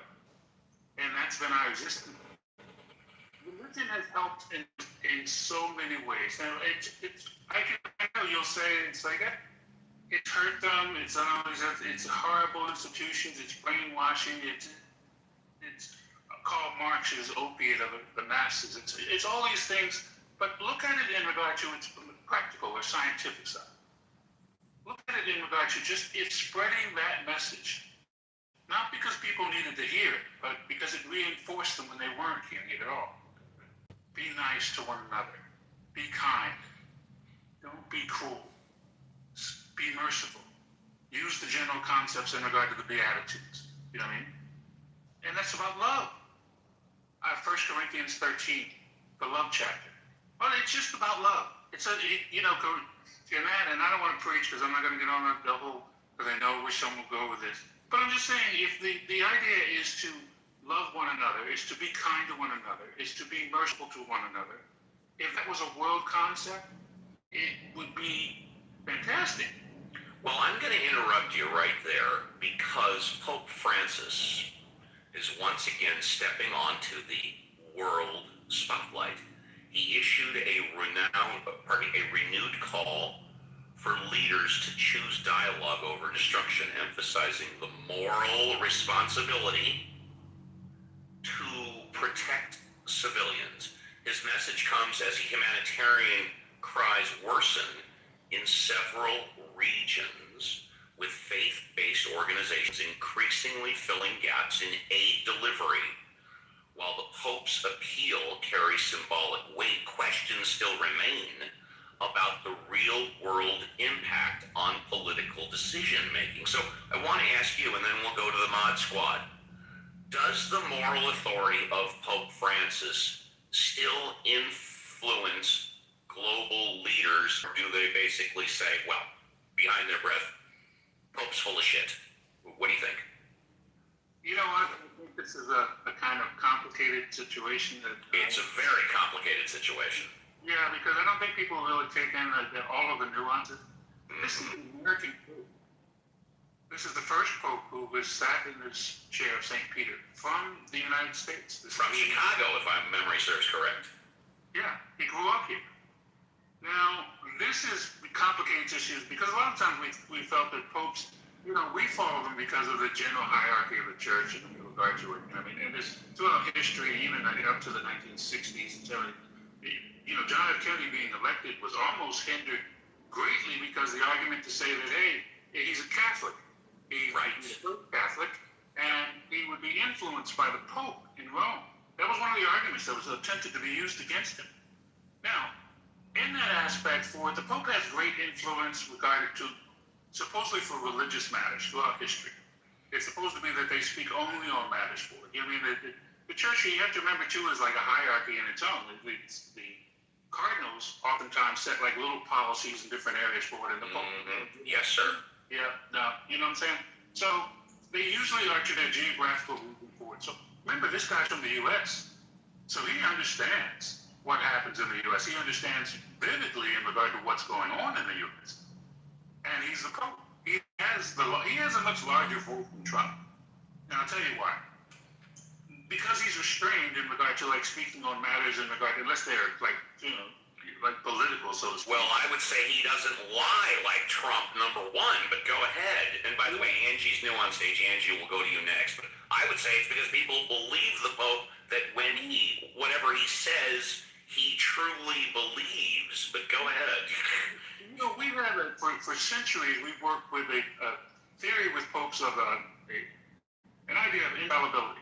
That nothing that the Pope says can be wrong. Because it is the voice of God. He is the vicar of Christ on earth. Right now, that's representation. For political reasons, this means that any country in which there are Catholics, whatever he says, yeah, that must be true. Particularly if you are devout. Let's say that you're really devout in some countries like Poland. Whatever he says is true. If a Pope says... With maybe the occasional exception of abortion or capital punishment? No.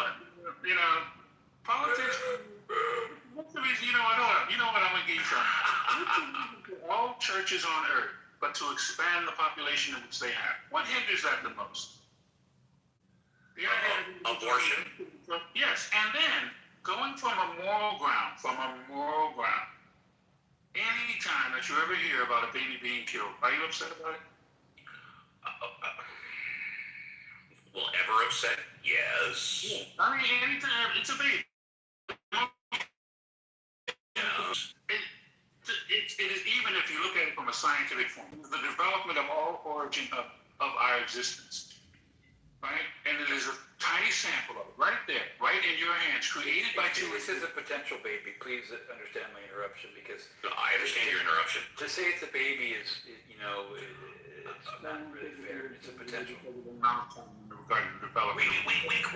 We could say an unborn child. I think we can all agree on that term. Yeah. I'm saying, but anytime you hear about one, let's say late term, or let's say you can say born. Anytime you hear about the death of a child, it does upset you, right? So Christian, well, Catholics, I mean, it is the doctrine of the church, to be like, no, it's an easy one. Or the sanctity of life. We'll leave it at that. Now, you know, that may vary in regard to different areas.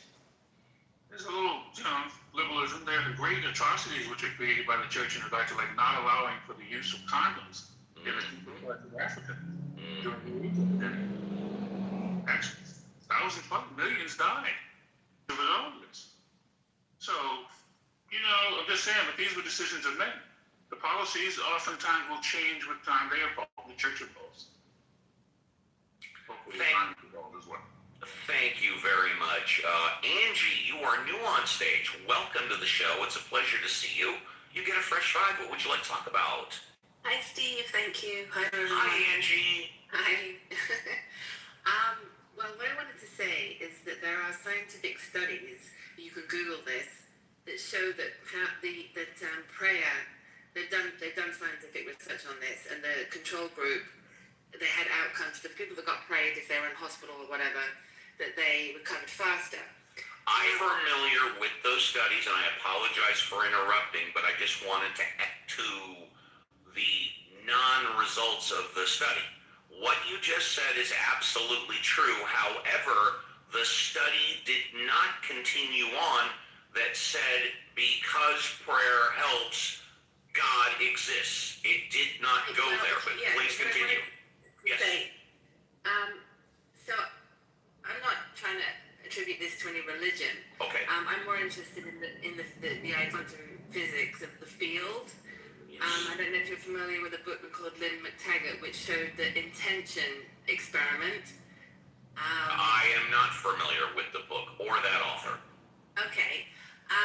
Because the point I'm trying to make is that I think in quantum physics they've shown, that intentionality can affect the field. So I'm not trying to attribute any specific religion. It may be that this force, that we see described in films like Star Wars, the force, is a thing. And maybe religion, that is dividing us is not such a good thing, but maybe there is, something, to do with intentionality and this kind of force thing. But there is, and I will tell you exactly what it is when you finish, because I don't want to interrupt you. Well, I mean, you get the gist of what I'm trying to say, so go for it. I will, and then you can comment. It is a fact that a positive mental attitude helps you recover when going through both medical treatment, disease, and surgery. It is a documented medical fact that if you go into, let's just stick with cancer, something everybody can relate to. If you are completely depressed, if you have no faith that in your doctor or what your doctors are recommending, or if you go into surgery and you go in all depressed without a will to live, your chances of recovery are less than if you go in with a complete desire to live, complete faith in your medical professionals, and faith in your doctors. A positive mental attitude has a direct effect on the ability for you to recover more successfully and quicker. That is a documented fact. This is what I attribute to your prayer, okay? When people who look at this study, and I've discussed this study with people before, they think it points to God, which is fine. They can think that. There's no documentation, and the study didn't go that far. What I believe it does is reinforce what I just said. That when you have a patient, and you have a positive mental attitude, because you have family, friends, and partners that are not only praying, but praying with you. That gives you a more positive mental attitude, which has a direct effect on the recovery power of the body. Go ahead. And I just wanted to finish with this quote, which is, if you can't, I think it's something like, if you can't distinguish right from wrong, you lack empathy, not religion. I'll just leave you with that one. Yeah, but there's a problem with that one too, because, you probably weren't here during hour number 1. Everybody has a moral code. Even the serial killer or the convicted rapist has a moral code, but obviously it's not going to be the same moral code that you and I have. Therefore, not everybody's sense of right and wrong is the same.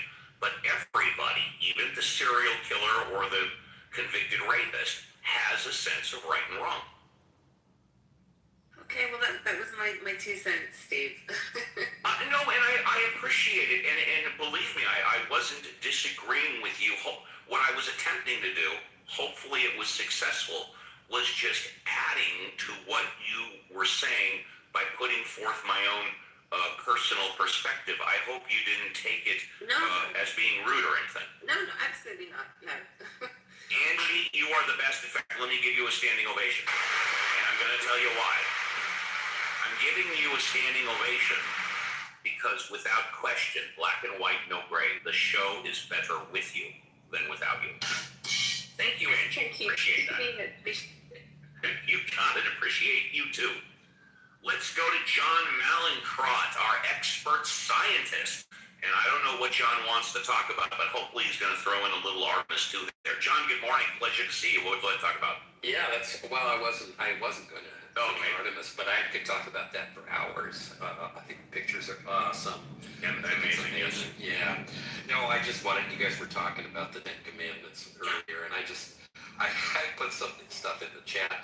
I think it's really amazing to me that people talk about the 10 Commandments and have reverence for them. It's as if nobody has ever even read them. You know, when you read them, I submit that you can't read them and not appreciate how completely ridiculous they are.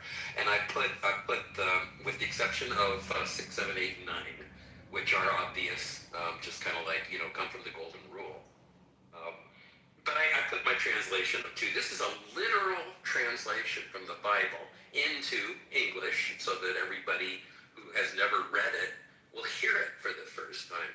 Commandment 2 literally says, don't draw, paint, or sculpt images of stuff that is in heaven, or that is buried, or that is in water under the earth. And if you happen to find any stuff like that, ignore it. Because if you don't, I will fuck with your children, your grandchildren, your great-grandchildren, and possibly even your great-great-grandchildren. That is literally the second commandment. Does it have to do with not making statues in God's image, or no? I think that's the part, yeah. So that's the thing. Don't draw, paint, or sculpt images of stuff that is in right. Yes. Yeah. I've never heard it put that way, so thank you. Well, so I put all 10 of them in there. You go down through that. It's just, they are amazing until you get to 6. Don't kill. Don't commit adultery. Don't steal. And don't lie about your neighbor. You think you could have just said, don't lie.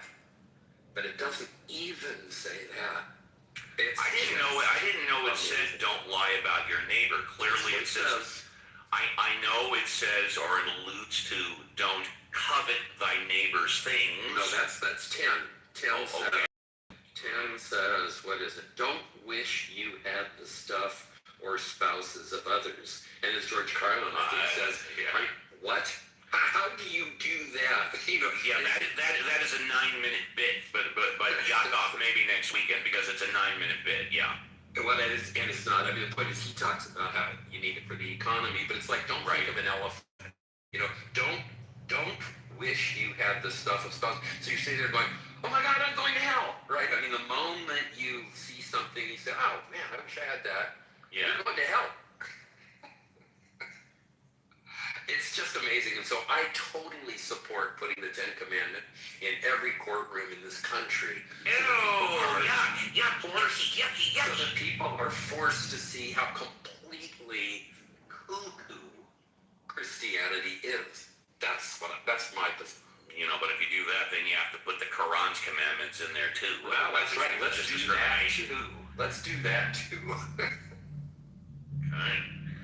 John, thank you very much. And we're getting close to the end of the show. This sucker will shut down in exactly 18 minutes. So if you want to come up, now is the time to raise your hand. Otherwise, it's going to be impossible.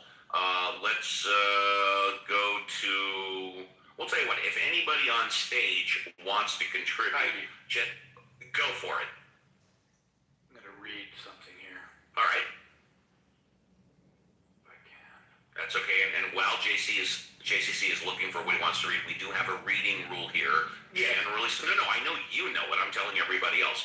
Generally speaking, we allow people to read whatever they want, but no more than 60 seconds. JCC, I know you know the rule, yeah. I'm going to try my best to keep it under 60 seconds. So go 65 seconds. We'll give you special dispensation. Yes, the 7 tenets, and these are much better. You can read the whole thing. I know exactly what it is. Go for it. And don't say what it's from. We'll let people.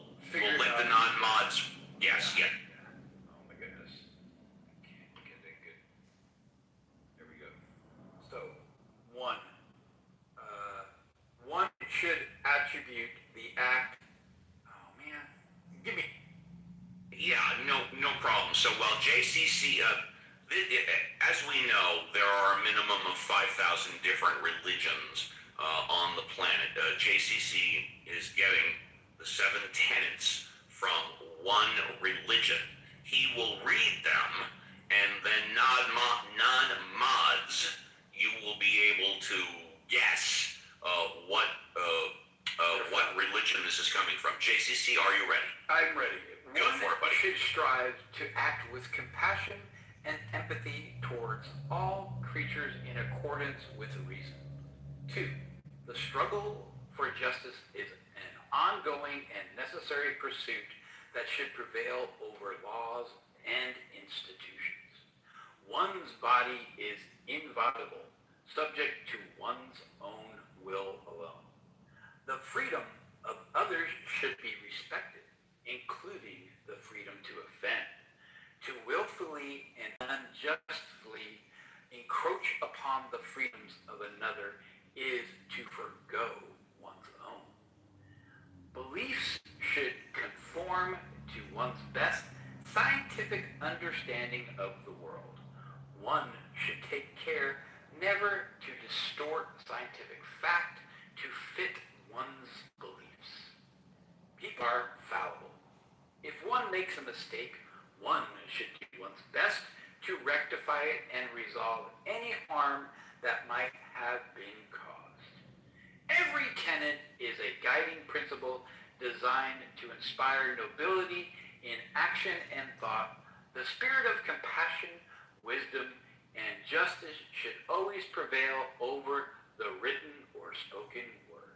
Thank you for listening. Absolutely. So non-mods, if you want, unmute and guess what religion that comes from. If none, yeah, go ahead, Joshua. Satan. The Church of Satanism. You are right. Congratulations. Those are the 7 tenets from the Church of Satanism. Joshua knows his shit. Very good, Joshua.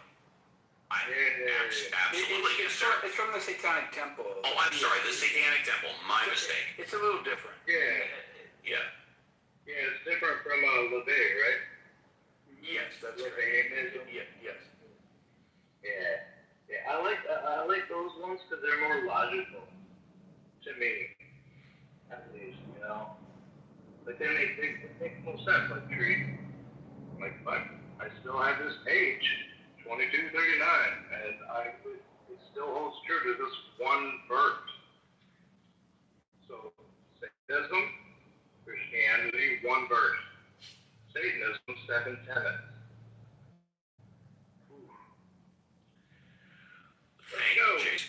Thank you, JCC. The Southern Baptist Convention is facing renewed internal tensions over leadership, structure, gender roles, and doctrinal direction. Delegates and church leaders are debating how to balance traditional theological positions with pressures for modernization, inclusivity.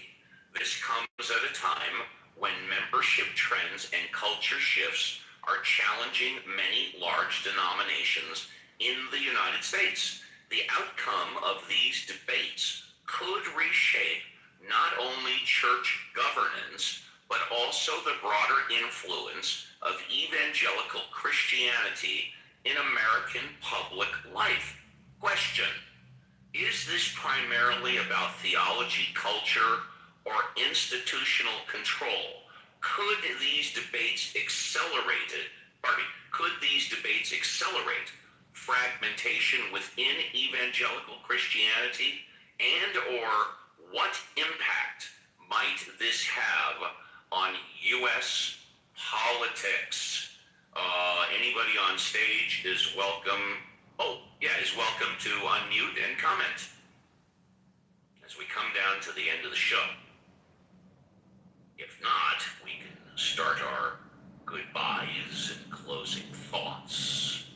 My one short thought, Steve, is that bringing people together in the sense of helping the world tends to be a good thing.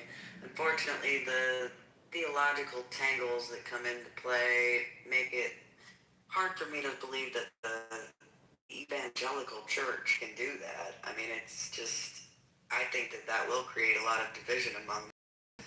There are just too many people who, what people call lifestyles like homosexuality, they say that's, totally anti-God. That's not what God wanted. They are out of God's light, blah, blah, blah, all that. So I find it hard to believe that they'll really be able to be inclusive. Thank you for that. Anybody else have a comment?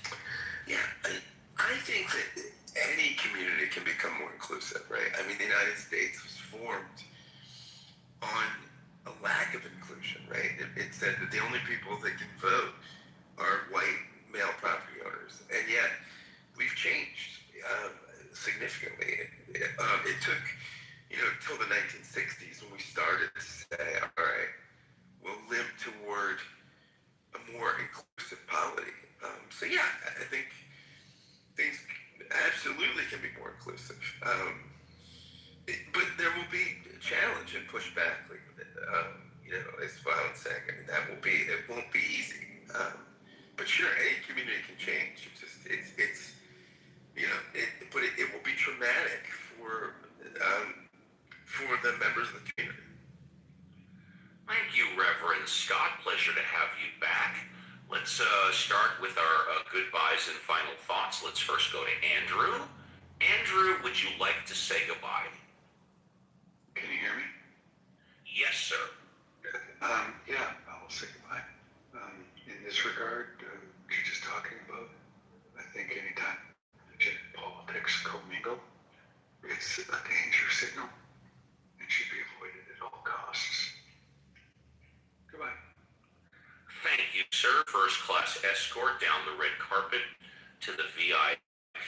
Let's go to Paul. Paul, would you like to, closing thought, say goodbye? Goodbye, and worry about yourself and stay safe.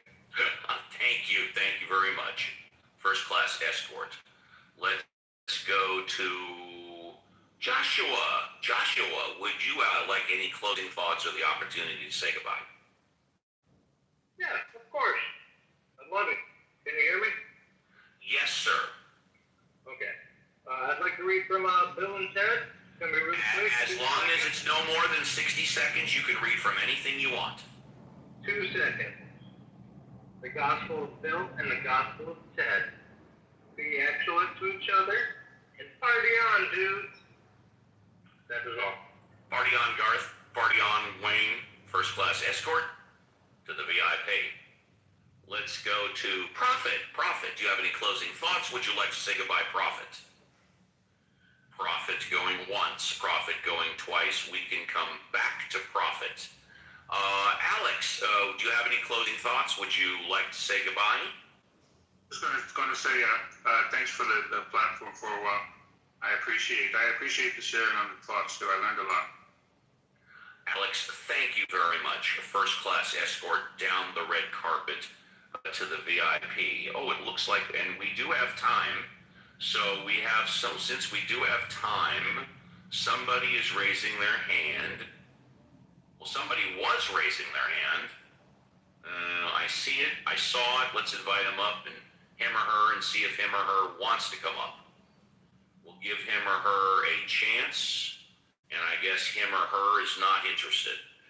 We'll try it one more time. Because we're coming down to the, there we go. Let's see, because we have time.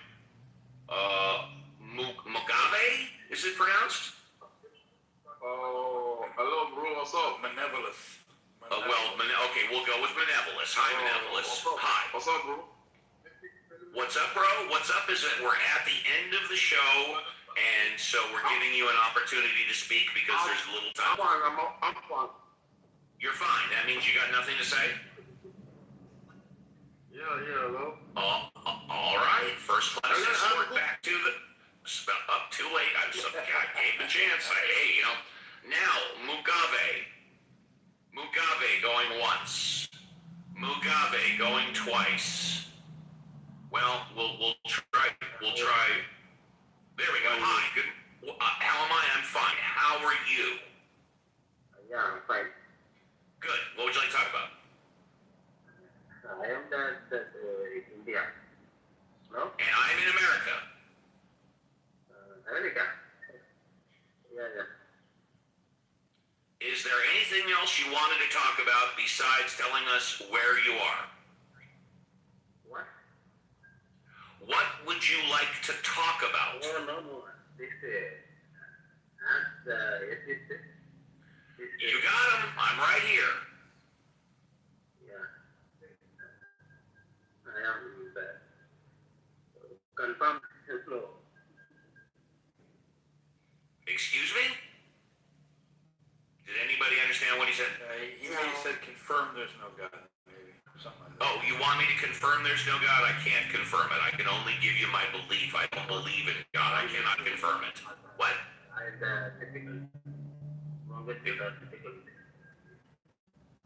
Can anybody understand him? I can't. No. No, okay. Is there anything else you'd like to say?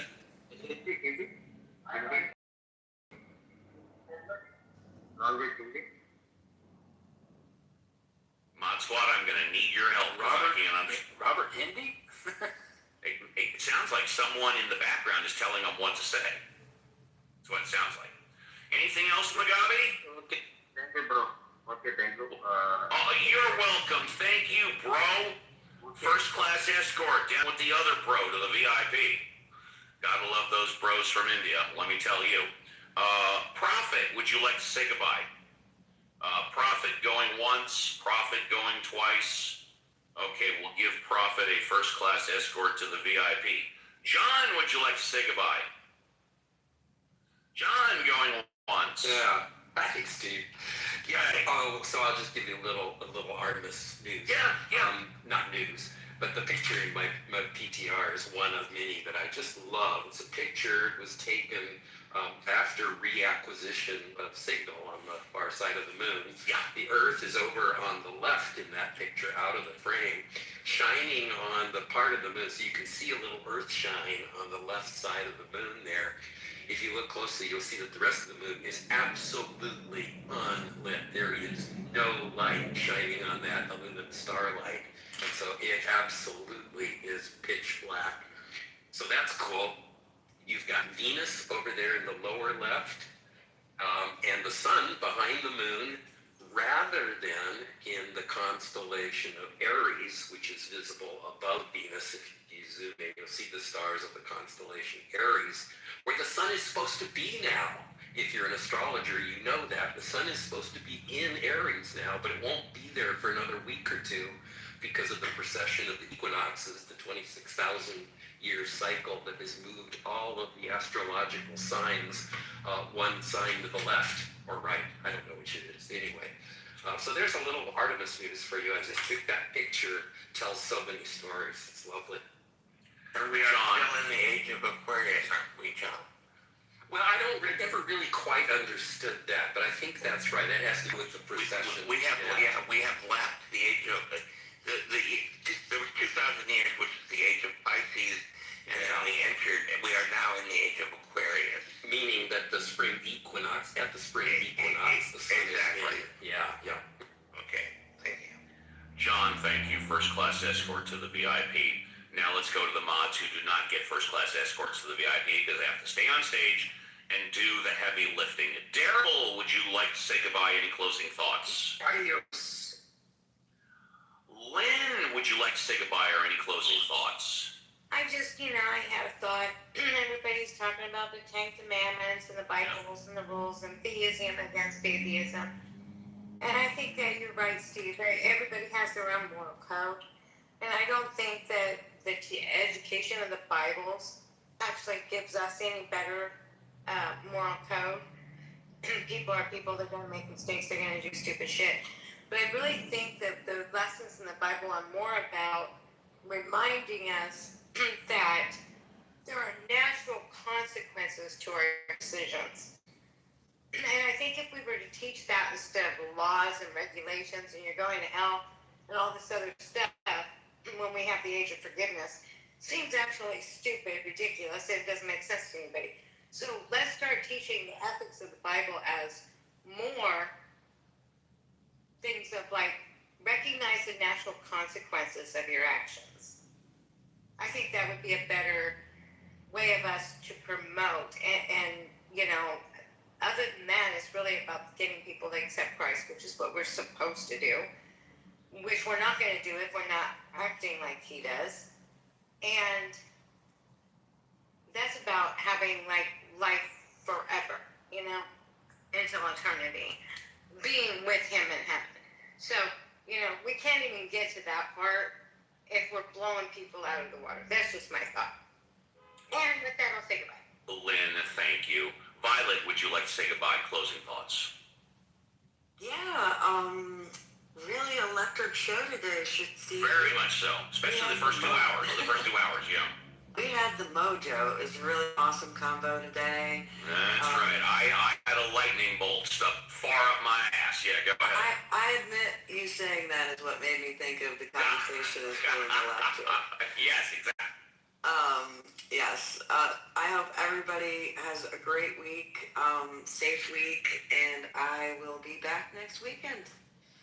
Thank you. And JCC, before you give your thoughts and goodbyes, I just want to say, in my humble opinion, and people may have forgotten, I thought the best part of the show was when Andrew first spoke, and I asked him if he was still mad at me from yesterday, and he said yes, and then he asked me if I was going to keep interrupting.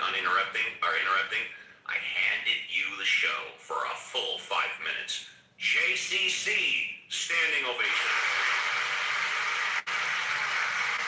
Thank you, JCC, fellow mod squatter, stepping in with a moment's notice to help out your Uncle Steve. Would you like to say goodbye, JCC? Of course, Steve, of course. Yeah, thanks, bro. Thanks. I appreciate the applause. Thank you very much. And the trust and the confidence.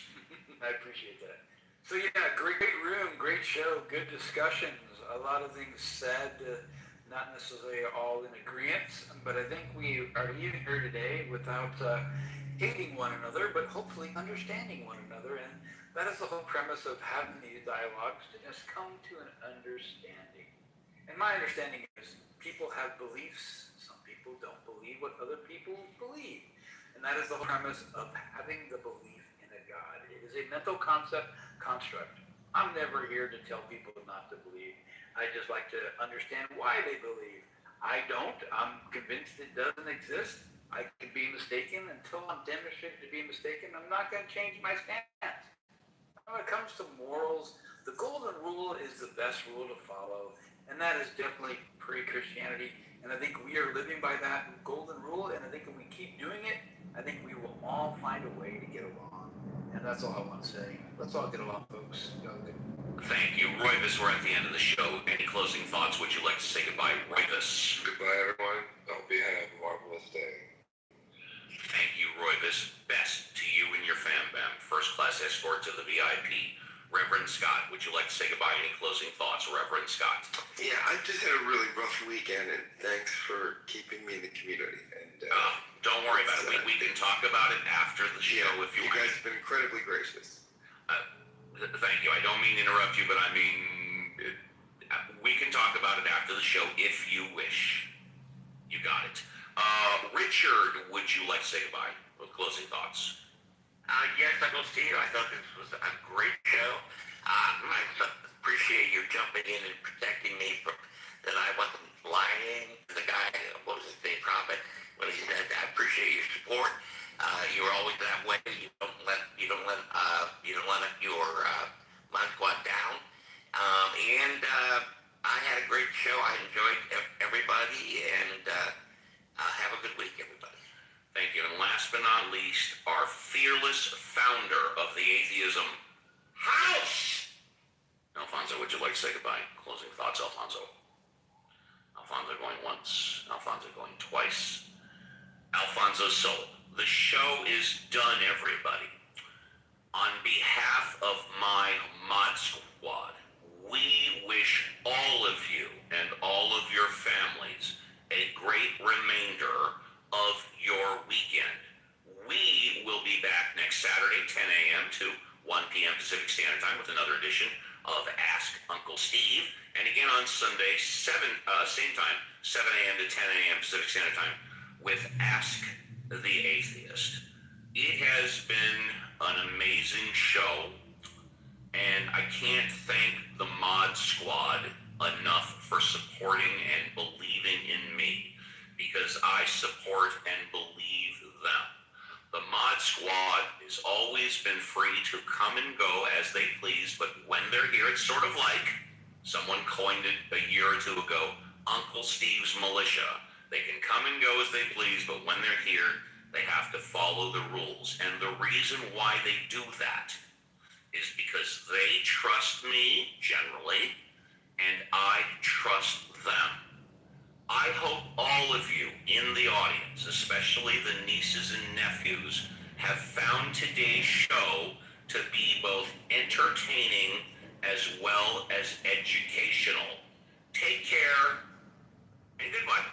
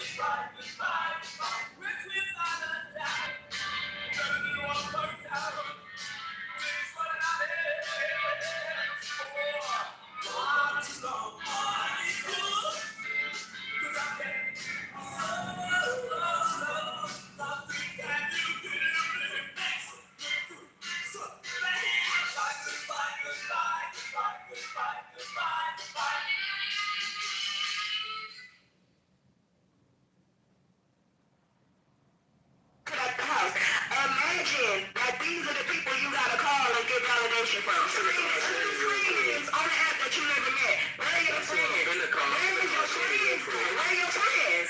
Let's call getting validation from him. Where the bitches at in your phone? Let's call Shady and see if she can call Shady and see if Shady gonna come in here while I'm in the room. Call Shady in here. Let's see if she gonna come. Yeah, I'm mad as hell. I'm angry.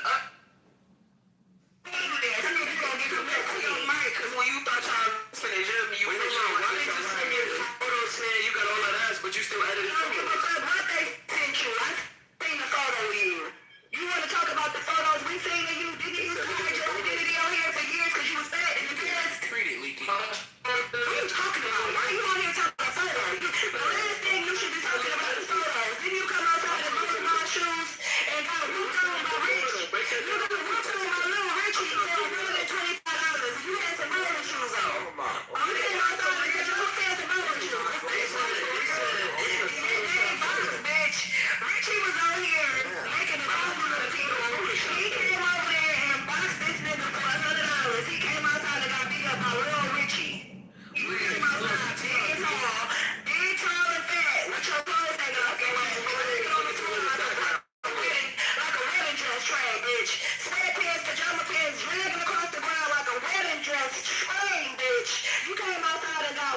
Yes, you got whooped by Lil Richie. What they say? You look like you 20 years old, nothing. You look 40 years old in the face. Your skin is gray. Your skin is literally gray. That's crazy. Your skin is literally gray. Anybody gotta say, what the hell is that? When you proud of yourself.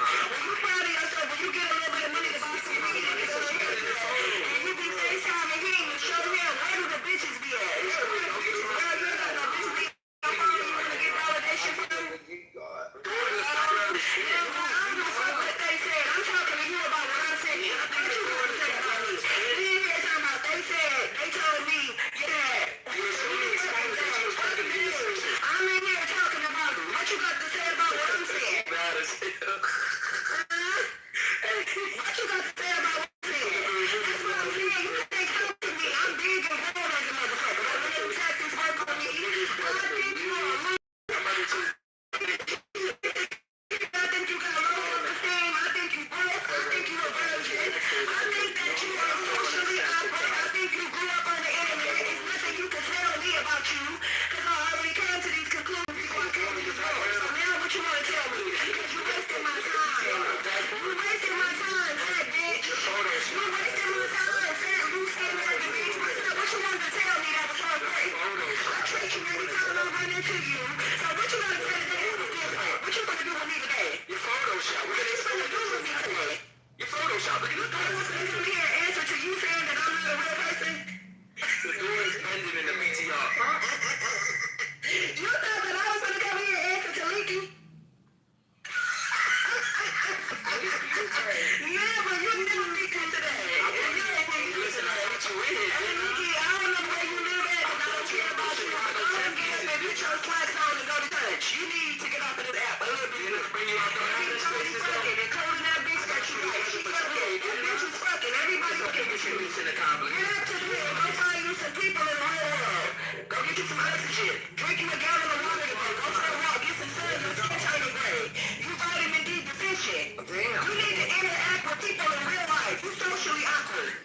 You in here giggling, ain't nothing funny. That's terrible. You weird as a motherfucker. Go outside. You gonna waste your tweets on the internet. Photos, bitch. You gonna waste your tweets on the internet. You don't even have a decent outfit to your name. You don't have a decent pair of shoes to your name. You just like this bitch shoes. It's like Troy. You don't have a decent pair of shoes to your name. You sit on the internet. My bitch is faster than you run. You sit on the couch. You ugly anyway. Get up and go to the mall. Go do some couch. You jumped off the Tesla, bitch.